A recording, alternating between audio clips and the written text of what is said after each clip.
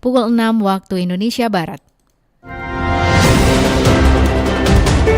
Radio Republik Indonesia Palembang dengan Warta Berita. Kalau di bulan Oktober mungkin karena peternak itu juga belum siap dengan adanya permintaan yang dari MBG. Lihat aja dari laporan KPPG ya, plus sekarang udah mulai SPPG kita nambah.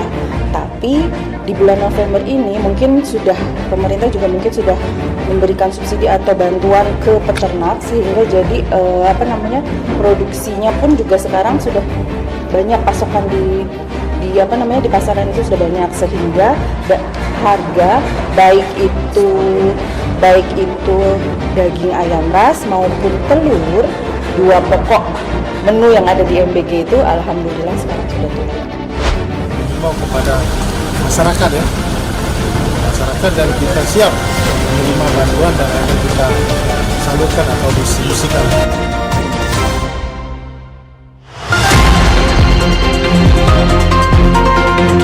Selamat pagi, Anda mendengarkan Warta Berita RRI Palembang. Sari Berita. Badan Pusat Statistik atau BPS Provinsi Sumatera Selatan mencatat inflasi pada November 2025 sebesar 2,91% yang menandakan perbaikan stabilitas harga beberapa komoditas di pasaran. Pemerintah Kota Palembang membuka posko bantuan bencana selama 3 hari untuk menghimpun kebutuhan pokok bagi warga terdampak banjir dan longsor Sumatera. Inilah Warta Berita selengkapnya edisi Kamis 4 Desember 2025 bersama saya Esi Armisi.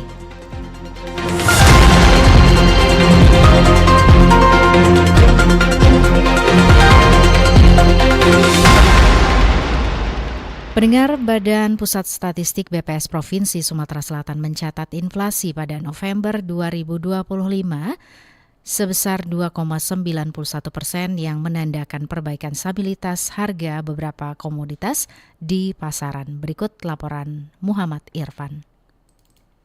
Badan Pusat Statistik atau BPS Provinsi Sumatera Selatan mencatat inflasi tahunan November 2025 sebesar 2,91%, lebih rendah dibandingkan September yang mencapai 3,44% dan Oktober di angka 3,49%. Penurunan sekitar 1% dalam 2 bulan terakhir menunjukkan tren inflasi yang mulai melandai.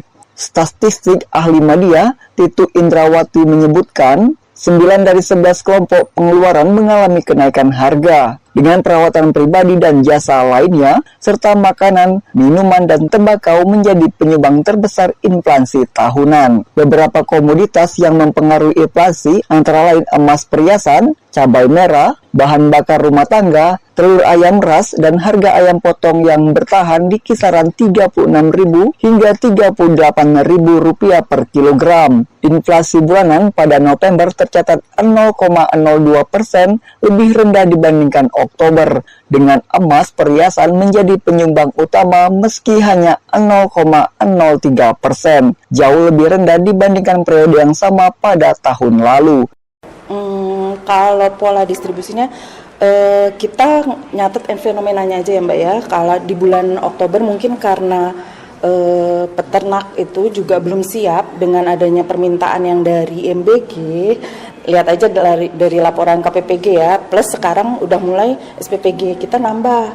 Tapi di bulan November ini mungkin pemerintah juga mungkin sudah memberikan subsidi atau bantuan ke peternak sehingga jadi produksinya pun juga sekarang sudah banyak, pasokan di pasaran itu sudah banyak, sehingga harga baik itu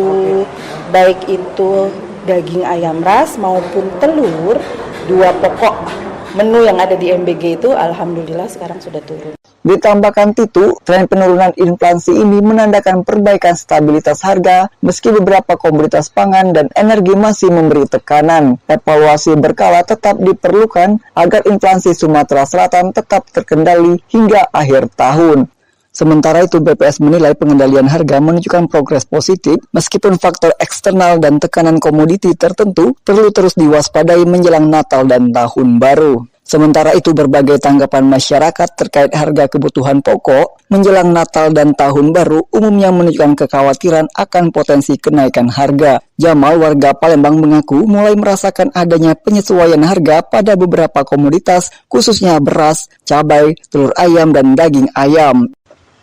Beberapa pasar tradisional sudah mengalami kenaikan harga bahan pokok seperti telur, cabai, bawang-bawangan, bumbu-bumbuan seperti bumbu dapur seperti itu, dan juga ada daging juga mengalami kenaikan. Contohnya daging ayam seperti itu. Harapan saya semoga pemerintah bisa lebih menekan lagi harga bahan baku buat rumah tangga. Kalau bisa jangan dinaikin di menjelang hari besar Natal atau Tahun Baru.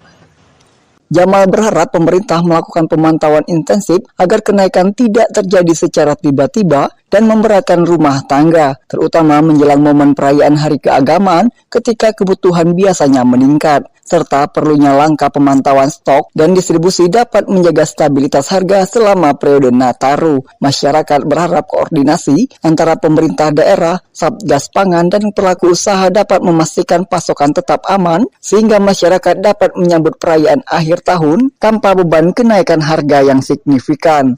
Dari Palembang, Sumatera Selatan, Muhammad Irfan, Pro 1 RRI terus mengudara untuk Indonesia.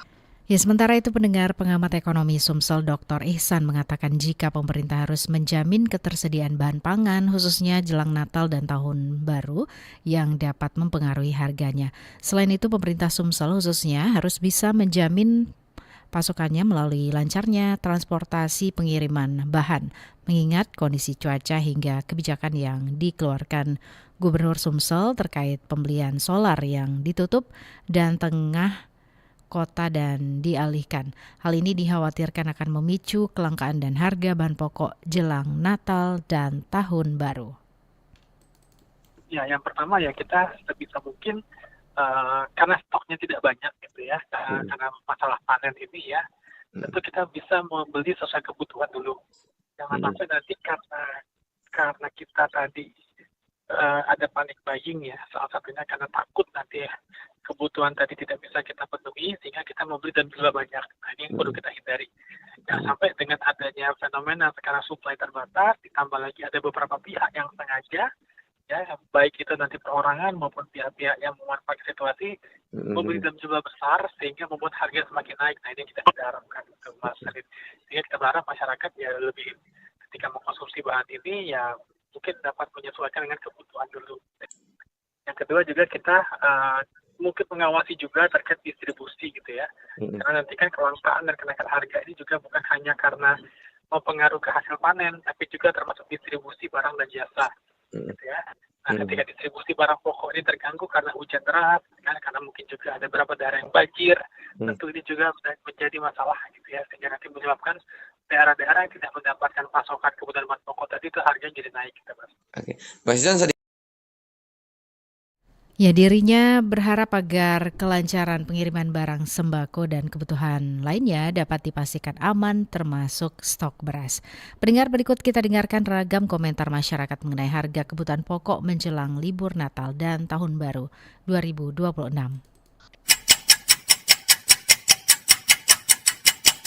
Saya Nisa Rahmadillah dari Palembang. Menjelang Natal dan Tahun Baru ini saya merasa harga kebutuhan pokok mulai naik. Kenaikannya memang tidak terlalu besar, tapi cukup terasa saat belanja harian. Ibu saya juga seorang pedagang sembako dan beliau ikut merasakan beratnya karena harga kulakan. Sementara pembeli kadang mengeluh kalau harga jual ikut menyesuaikan. Menurut saya, kenaikan ini terjadi karena permintaan masyarakat meningkat menjelang Nataru, ditambah faktor cuaca dan pasokan yang tidak selalu stabil. Jadi dampaknya masyarakat itu harus lebih pintar mengatur pengeluaran dan pedagang kecil seperti ibu saya juga harus hati-hati supaya tidak rugi. Nah, saya berharap pemerintah bisa terus memantau harga, memastikan pasokan tetap aman dan melakukan operasi pasar jika diperlukan, supaya harga lebih stabil dan tidak terlalu membebani masyarakat maupun pedagang.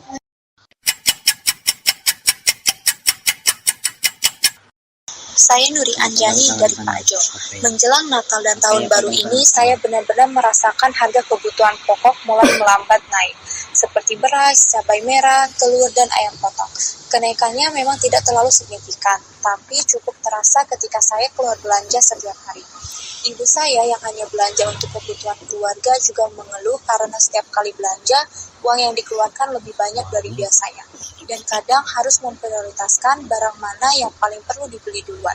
Menurut saya, kenaikan ini disebabkan oleh permintaan yang meningkat karena banyak orang menyiapkan persediaan untuk hari raya dan tahun baru. Ditambah faktor cuaca yang tidak menentu yang membuat pasokan tidak selalu stabil. Dampaknya, keluarga saya dan masyarakat umum harus lebih cermat mengatur pengeluaran bulanan. Bahkan kadang harus mengurangi konsumsi barang yang bukan pokok. Saya berharap pemerintah bisa terus memantau situasi harga di pasar, memastikan pasokan kebutuhan pokok cukup, dan melakukan operasi pasar jika diperlukan, supaya harga lebih stabil dan tidak terlalu membebani semua kalangan masyarakat.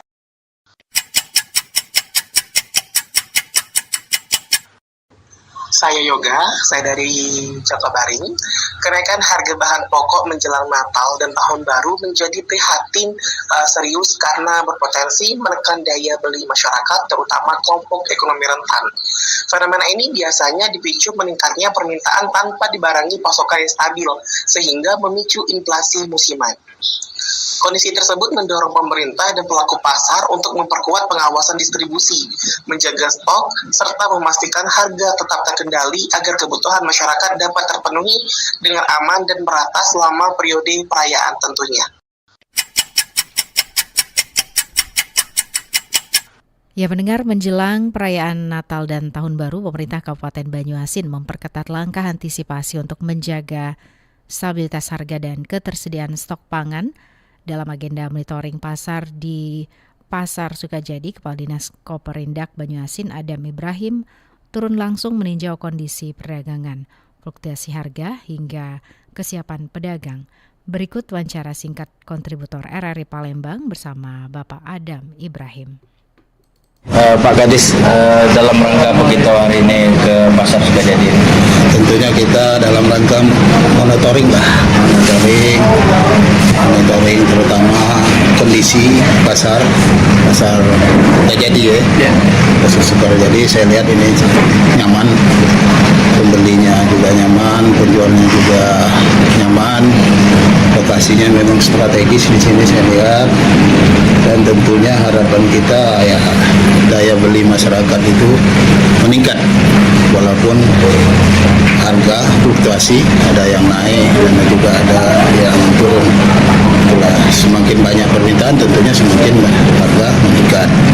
Nah, ini harapan kita tentunya tadi kita sudah ada permintaan usul dari pedagang bahwa kalau bisa mereka itu dapat bantuan modal dan insya Allah nanti ke depan di tahun 2026 ini kita akan usulkan kita sekarang usulkan untuk mungkin ada bantuan sejenis bantuan modal nanti kalau memang anggaran kita memungkinkan.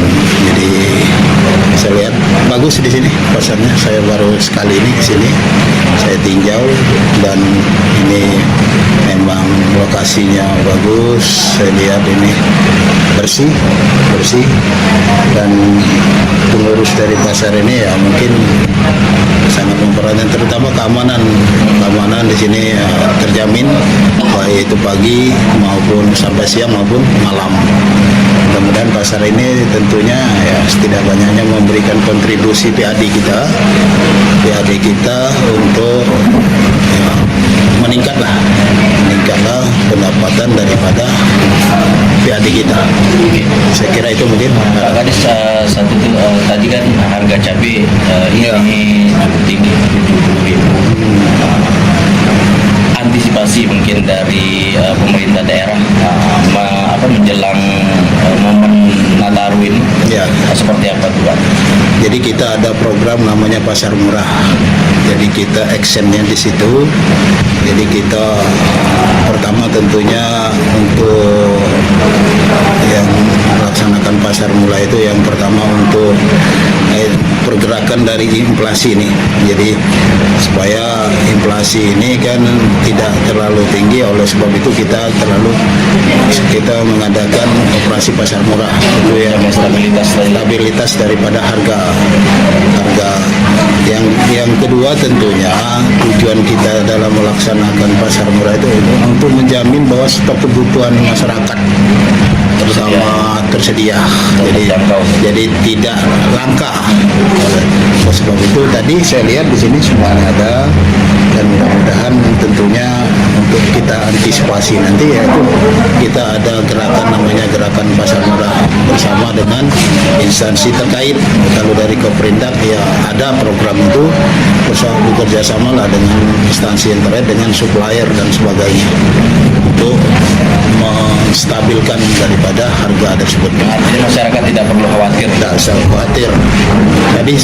Tadi kan kamu dengar sendiri bahwa stok aman dah.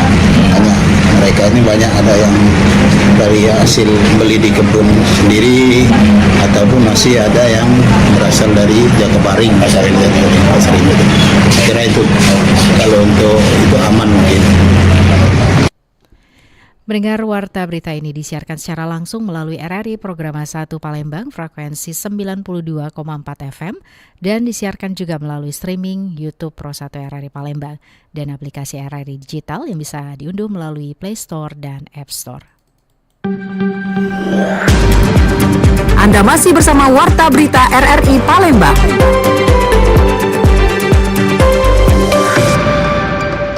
Beralih ke berita selanjutnya, pemerintah Kota Palembang membuka posko bantuan bencana selama 3 hari untuk menghimpun kebutuhan pokok bagi warga terdampak banjir dan longsor Sumatera. Pemerintah Kota Palembang membuka posko bantuan bencana selama 3 hari untuk menghimpun kebutuhan pokok bagi warga terdampak banjir dan longsor di Aceh, Sumatera Utara dan juga Sumatera Barat. Posko yang berlokasi di halaman kantor Dinas Sosial Jalan Merdeka mulai beroperasi sejak 1 Desember 2025 sesuai instruksi Wali Kota Palembang.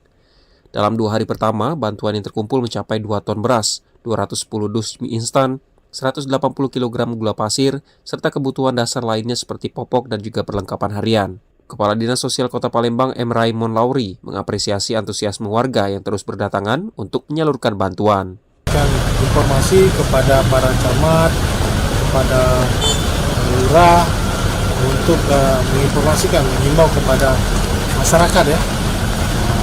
Dan kita siap menerima bantuan dan akan kita salurkan atau distribusikan, dan kita laporkan kepada Pak Ali dan Pak Wakil secara teknisnya akan kita sampaikan dan akan kita distribusikan segera.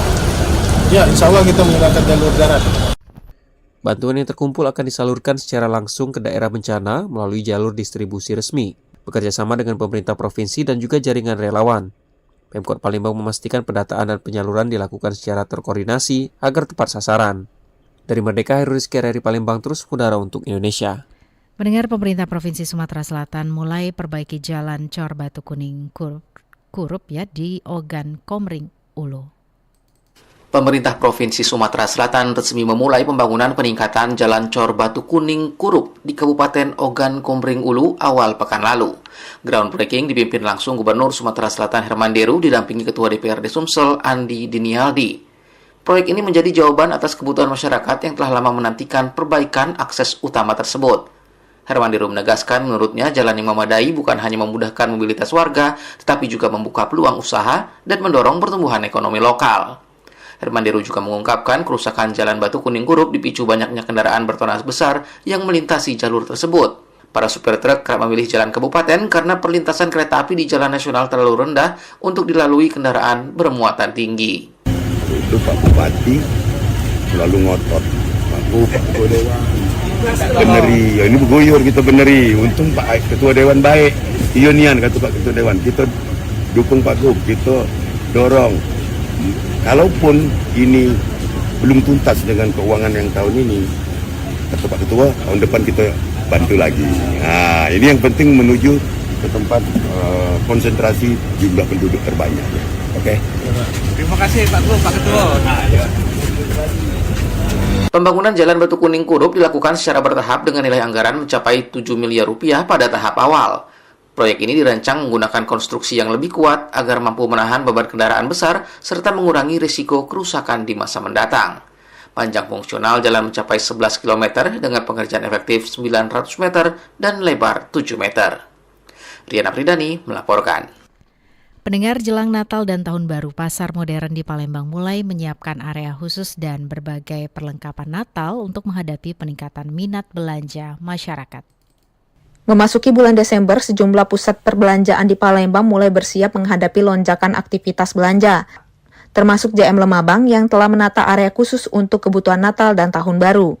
Berbagai perlengkapan musiman seperti makanan curah hingga dekorasi mulai dipajang untuk memenuhi kebutuhan masyarakat menjelang hari besar keagamaan tersebut. Supervisor JM Lemabang Yolanda mengatakan penjualan kebutuhan Natal saat ini telah tercapai hingga 20% sejak masuknya bulan Desember. Salah satu produk yang paling dicari adalah aneka makanan curah seperti manisan salak, mangga, kolang-kaling, hingga permen. Selain makanan, permintaan pohon Natal juga banyak dicari oleh warga. Stok pohon yang telah disiapkan sejak tahun lalu kini mulai banyak dibeli. Bahkan beberapa di antaranya sudah terjual sejak minggu lalu. Selain itu, Yolanda menambahkan untuk antisipasi peningkatan jumlah pengunjung, pihaknya telah menyiapkan 10 staf tambahan untuk memastikan pelayanan tetap optimal. Area penjualan kebutuhan Natal juga akan dijaga oleh petugas khusus agar proses belanja dapat berjalan dengan lancar. Kalau untuk stoknya udah disiapin dari tahun lalu udah didatain kan, mau masuknya berapa kan, udah didata. Untuk persiapan tahun ini sih sudah siap semua sih Mbak, karena kan udah disiapin dari tahun sebelumnya kan, karena udah tahu bayangannya kan mau pajang berapa kayak gitu kan, ada barang masuknya berapa kan. Yang jelas kita udah pajang semua, nggak ada lagi stoknya. Yang di display sekitar 20-an itu pohon Natal. Itu belum lagi kayak contoh-contoh yang di setiap lantai kan. Itu yang untuk jualan aja, yang kita display jualan di bawah 20-an gitu. Yolanda menambahkan untuk tahun ini dekorasi dan tampilan tematik menjadi perhatian lebih dari pihak pengelola. Pajangan pohon Natal, lampu, serta berbagai aksesoris disusun lebih meriah dibandingkan tahun sebelumnya. Beberapa area tambahan juga dibuka untuk memudahkan pengunjung berbelanja termasuk penempatan display di atrium. Naurazianya melaporkan. Berita terakhir, Pusat Kegiatan Gugus atau PKG Kalidoni Palembang menyiapkan sejumlah inovasi dan program untuk meningkatkan kompetensi guru di jenjang pendidikan anak usia dini. Dalam meningkatkan kualitas guru untuk jenjang pendidikan anak usia dini, Dinas Pendidikan Kota Palembang melalui Pusat Kegiatan Gugus PKG melaksanakan berbagai kegiatan pengembangan kompetensi. Salah satunya PKG Kecamatan Kalidoni yang menaungi guru-guru di 54 taman kanak-kanak untuk saling berkoordinasi dalam pelaksanaan pelatihan atau program pengembangan kompetensi. Ketua PKG Kalidoni Wahidah kepada RRI mengatakan pelatihannya berkaitan dengan ilmu kependidikan, penerapan teknologi dan kurikulum, khususnya pembelajaran mendalam. Menurutnya, topik yang paling sering dibahas adalah inovasi pembelajaran mendalam dalam kurikulum Merdeka agar penerapannya lebih sesuai dengan kehidupan sehari-hari siswa. Ia menambahkan, PKG Kalidoni melaksanakan 2 pelatihan setiap tahunnya yang dapat diikuti secara gratis oleh para guru taman kanak-kanak di wilayah ini. Selain kegiatan PKG Kalidoni, biasanya guru-guru juga dapat mengikuti pelatihan gratis yang diselenggarakan PKG Kota Palembang setiap 1 hingga 2 bulan sekali. Kita ada program kan, bila dulu mana yang duluan urgent gitu kan. Nah, kalau sekarang misalnya pembelajaran mendalam itu yang urgent kita urgent, yang itu dulu pelatihannya. Pembelajaran mendalam itu yang seperti apa, Bu? Yang kurikulum yang baru ini, kurikulum Merdeka, tapi ada lagi pembelajaran mendalam, lebih mendalam lagi masalahnya. Misalnya ini sampah nih jangan hanya sekedar dibakar. Dijadiin apa sampah ini? Nah, seperti itu. Ini pisang nih, kita nanam pisang. Selama ini kan kita anak-anak cuma belajar menanam pisang. Nah, kemudian kita lebih edukasi lagi pisang ini. Besoknya kita belajar pisang ini bisa dijadiin apa? Bisa dijadiin bolu. Berarti hari ini kita belajar membuat bolu. Kemudian bisa jadi keripik. Hari ini kita belajar anak-anak menggoreng keripik. Nah, seperti itu. Itu lebih mendalam lagi sampai terkupas habis pembelajarannya itu. Wahidah menegaskan pentingnya pengembangan kompetensi guru. Ia menilai guru harus terus menambah ilmu dan meningkatkan kemampuan, khususnya di bidang ilmu keguruan dan teknologi pendidikan. Ia mengungkapkan hal ini sejalan dengan program digitalisasi pembelajaran dari Presiden Prabowo yang membuat guru harus beradaptasi dengan perubahan dalam dunia pendidikan. Divi Oktavani melaporkan.